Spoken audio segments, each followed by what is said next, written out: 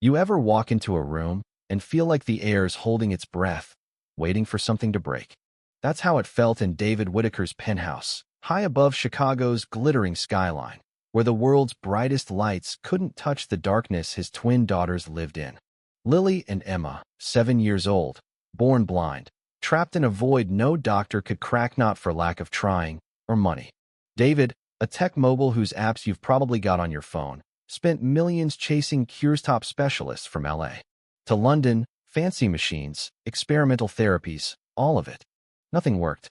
The girls' world stayed black, their giggles long gone, replaced by quiet whimpers that cut through the penthouse like a knife. David's wife, Sarah, didn't make it through childbirth, leaving him alone with this double grief: a house too big, too quiet, curtains drawn tight to keep out a sun that seemed to mock them. Then comes Janelle Carter, a black woman from Englewood, stepping into this polished world with her worn sneakers and a beat-up tool bag.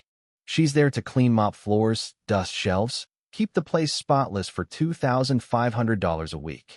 But Janelle's no stranger to loss or caregiving. She raised her little brother, who had low vision, until a car accident took him at 14.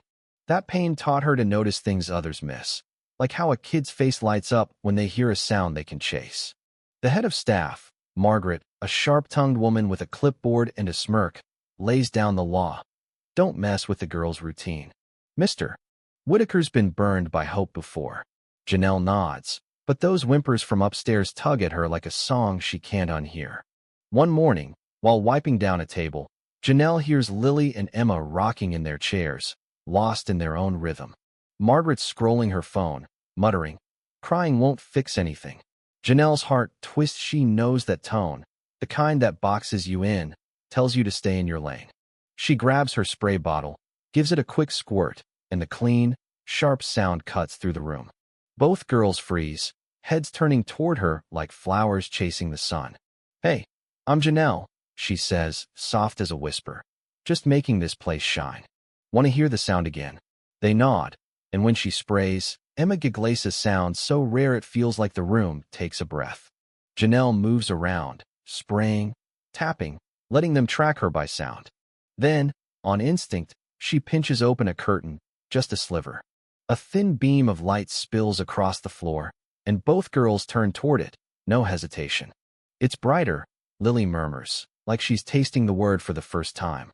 Janelle's pulse races. She sees it, they feel it, but she doesn't push. She closes the curtain, jots in her notebook. Light response, yes. Curious, not scared. Margaret catches her, eyes blazing. "You're cleaning, not playing doctor. Stick to your job." The words drip with that old venom. Janelle's heard it before, the "you don't belong" jab. But David walks in, tie loose, face hollow from another sleepless night. "What's going on?" he asks, and Janelle, calm as ever, says, "I opened a curtain a half-inch." They noticed. They weren't scared. David's eyes flicker hope, fear, all at once. "Do it again," he says, voice barely steady. She does, and the girls turn again, Emma whispering, "Darker," when Janelle's hand blocks the beam. David's knees buckle, just for a second. 7 years, and no one told him his girls could feel light. Word gets out, and Dr. Lawrence Bennett, the big-shot eye doctor who's been cashing David's checks for years, loses it. "A maid messing with my patients?" he barks over the phone, voice sharp enough to cut glass. This is reckless. Light hurts them. Janelle doesn't flinch. Got her notebook, her videos, every move logged like a scientist.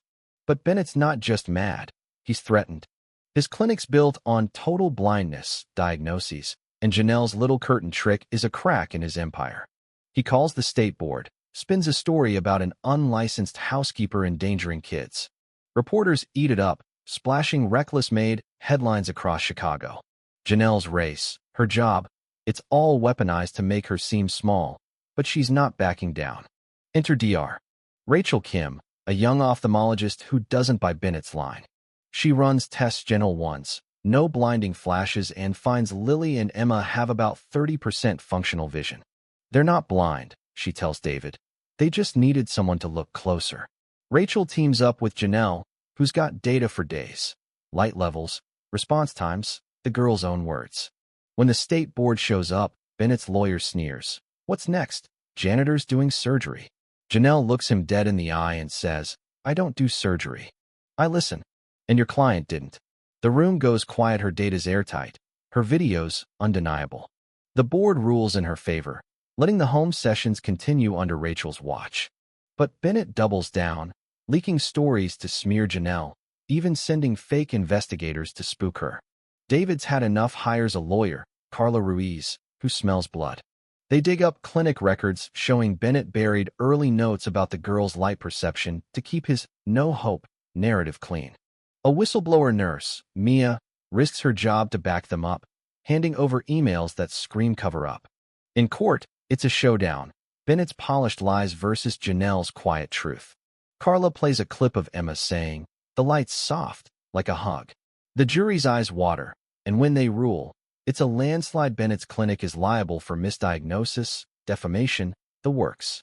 They're ordered to fund a soft light program for kids like Lily and Emma, and Bennett's forced to air a public apology. Picture this, a Chicago park at dusk, the girls chasing shadows of kites, laughing, stopping when they're tired because Janelle taught them they're in control. David's there, phone off for once, smiling like a man who's finally exhaled. Janelle's not just the help Maresh's family, coordinator of their new life. The headlines fade, but the light stays, gentle, steady, spilling through every crack Janelle opened. Some folks still whisper, call it a fluke, say she got lucky. But luck doesn't log data or face down a bully with a badge. Truth does. So what do you think? Would you crack open a curtain, even if the world told you to keep it shut?